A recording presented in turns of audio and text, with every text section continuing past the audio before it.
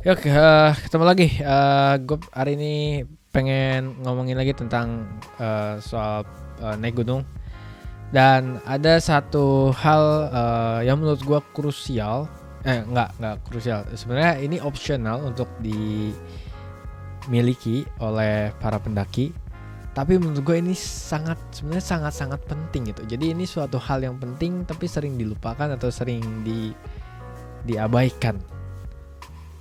Dan uh, ini suatu alat ya, ini bukan suatu aktivitas, bukan satu kata kerja, tapi ini suatu alat yang menurut gue ini sangat membantu, sangat penting gitu untuk mendaki, tapi sering dilupakan. Apakah itu? Alat ini adalah water bladder.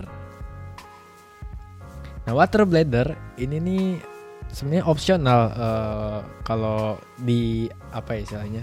Kalau misalnya lu cari peralatan naik gunung, itu water bladder mungkin akan ada di nomor sekian, bukan di nomor teratas, bukan di top peralatan yang harus dimiliki oleh para pendaki pemula misalnya. Water bladder tuh paling bawah. Karena ya mau punya nggak punya nggak akan membuat lu nggak bisa naik gunung atau mungkin terbebani ketika naik gunung. Enggak terlalu, tapi sangat menurut gue kalau lu punya ini itu bakal sangat menguntungkan. Serius, water bladder ya, water bladder. Kenapa? Nih, pertama gue jelasin dulu ya, water bladder itu apa? Water bladder itu adalah alat untuk membantu kita dalam sistem perminuman. Sistem hidrasi lah. Jadi water bladder itu kayak kantung air. Habis itu ada selangnya. Selangnya bisa kita tempelin di tas carrier. Water bladdernya taruh di dalam tas carrier. Jadi kalau misalnya kita mau minum, kita tinggal sedot lewat selangnya. Nah, terus pentingnya apa? Terus menguntungkannya apa?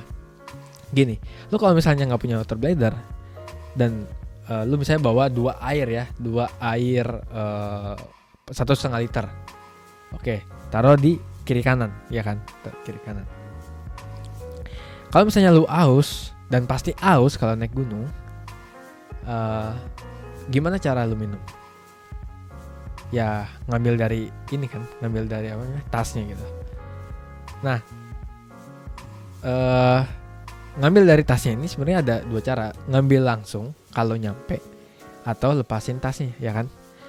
Nah, biasanya kalau tas lu misalnya udah dipakai pakai yang di pinggang sama yang di ini direkatkin, ini tuh ngambilnya tuh agak naik gitu. Jadi agak susah lu ngambil, harus kayak gini atau harus kayak gini gitu. Tapi nggak bisa sih kayak gini, berarti harus pakai tangan kiri gitu. Dan ini juga agak susah, makanya sering diminta bantuan oleh temen gitu. Nah, yang jadi permasalahan adalah melakukan hal-hal gini itu menghabiskan energi. Ngambil air itu menghabiskan energi. Nah, apalagi kalau misalnya lu harus lepas tas, lepas ini, terus minum, terus taruh lagi, harus naikin lagi, terus harus ngatur lagi gitu. Nah, itu ngabisin energi. Padahal menurut gue kalau misalnya kita pemula naik gunung, ya sebisa mungkin kita irit energi lah sampai tempat camp. Irit energi. Apalagi kalau misalnya kita ngejar sunset. Apalagi kalau kita ngejar sesuatu, ngejar sunset atau ngejar kalau sunrise sih enggak ya. Biasanya kalau carry itu sampai tempat sunset lah minimal. Iya, sampai misalnya ngejar sunset. Kalau misalnya lu santai, ya udahlah gue santai, nggak usah ngejar apa-apa ya. Lu mau energi lu mau habis di tengah jalan juga, atau lu mau banyak istirahat karena energi lu habis, ya nggak masalah. Tapi ya sayang dong kalau misalnya lu mungkin naik gunung cuma pengennya sekali gitu. Kalau gue udah mengunjungi gunung tersebut, ya mungkin kapan-kapan lagi gue akan mengunjungi lagi. Tapi kan nggak setiap ke gunung itu, nggak sering gitu. Maksudnya nggak dalam 1 tahun mungkin ke gunung itu misalnya lebih dari 3 kali kan nggak mungkin ya. Mungkin aja sih, tapi ya mungkin ya mungkin lu nggak suka gitu. Nah, jadi itu ngabisin energi kan. Apalagi kalau misalnya lu harus buka tas. Kadang entah kenapa pengaturan antara pinggang dan pundak itu yang talinya itu tuh kalau udah enak tuh pengen nggak malas dilepas gitu, dan kalau dilepas bisa aja berubah jadi nggak enak lagi posisinya, jadi nggak dapat ergonomis ya, atau nggak dapat posisi yang enaknya, posisi yang pasnya, yang sempurna gitu, nggak dapat. Nah itu kalau misalnya lu punya water bladder, ya udah aus tinggal sedot,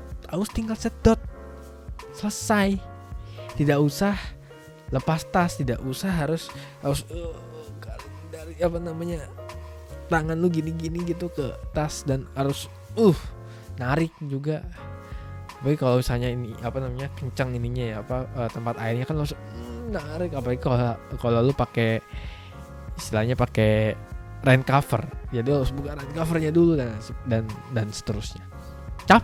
Capek. Nah dengan adanya water bladder lu bisa menghemat energi itu dan bisa digunain untuk udah menyimpan energi atau digunakan untuk jalan terus gitu, biar cepat nyampe camp, bisa dapet sunset. Momen-momen yang harus diabadikan di gunung tuh sunset, sunrise, terus sama view yang udah view yang menarik lah. Tapi kan sunset, sunrise kan nggak bisa didapetin di setiap saat, di setiap waktu. Kalau view mungkin masih bisa didapetin setiap waktu.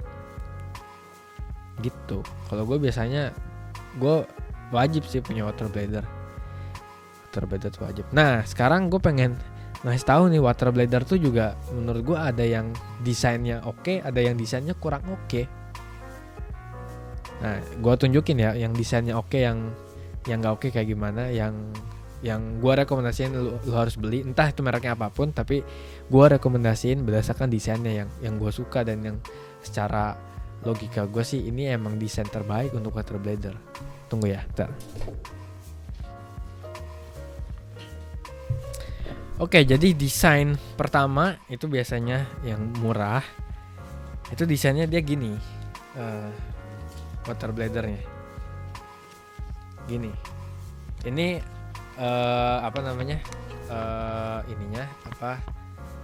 tempat masukin airnya, penutupnya, ini penutupnya, dan di sini adalah konektornya. Jadi nanti di sini lo konekin selang. Nah nanti selang itu ya udah buat lo minum itu. Nah kenapa desain ini menurut gue jelek? Karena dia di bawah. Kalau di bawah itu dia akan istilahnya, karena pertama kalau telah terisi air dia akan posisinya nggak stabil gitu, goyang-goyang. Kedua karena ini harus dimasukin ke dalam tas, dan tas kita tuh kalau udah naik gunung itu penuh tas tuh, jadi sangat mepet, sangat teringkes gitu, apalagi kalau banyak barang ya. Dan juga gerakan di tas gitu kan ketika lo bawa kan juga mempengaruhi ini gitu, kegesek-gesek gitu. Jadi ini tuh desainnya jelek karena ini bisa kendor jadinya. Ketika ini lo saya ada selang sini terus misalnya airnya udah banyak, ini kan akan jadi goyang-goyang. Nah goyang-goyang ini akan mengendurkan atau akan bikin konektornya ini itu nggak nyangkut lagi, dan lo jadi susah nyedot airnya gitu. Mungkin juga mungkin ada yang mereknya bagus, yang konektornya bagus gitu, tapi secara logika kalau bagian sini yang paling sering kena gesekan, paling sering kena benturan, paling sering mengalami guncangan, ya lama-lama juga bakal membuat konektor ini atau pengikat konektornya, perekat konektornya ya akan kendor juga gitu, akan aus juga akhirnya. Jadinya membuat konektor ke airnya itu ke sini jadi lemah dan akhirnya nggak bisa nyedot air, nggak bisa menghubungkan konektornya dengan sumber air ini itu dengan baik gitu. Jadi ini desain yang jelek kata gue. Entah semahal apapun gue nggak suka sih kalau misalnya desainnya tetap di bawah gitu. Nah fortunately, untungnya gue nemu desain yang bagus. Desain yang bagus kayak apa? Nih. Oke, ini dari Osprey, jadi lu tahu harganya berapa? Ya dibandingkan dengan ini gue beli ya harganya 5 kali lipat inilah mahal. Tapi gue oke lah, nggak apa-apa gue ngeluarin budget dikit. Cuma gue suka desainnya, dan desainnya sangat menurut gue ini desain ideal untuk water bladder. Pertama kenapa? Kedua konektornya di sini itu fix. Dia bukan konektor sebenarnya, dia itu udah fix. Jadi mau benturan atau apa istilahnya mau gesekan benturan sebagaimanapun ini nggak akan mengubah posisi sambungannya. Jadi ini sebenarnya bukan sambungan walaupun kelihatannya di bawah ya, tapi ini bukan sambungan ke selang kita. Ini emang udah fix kayak gini. Nah ya nggak apa-apa kalau misalnya ini udah fix di bawah ya nggak apa-apa, di bawah juga nggak apa-apa. Dan emang harus di bawah karena air kan mengalir dari tempat tertinggi ke tempat rendah kan. Jadi emang harus di bawah biar airnya bisa ngalir. Tapi di sini desainnya adalah di sini fix, nggak bisa dicopot.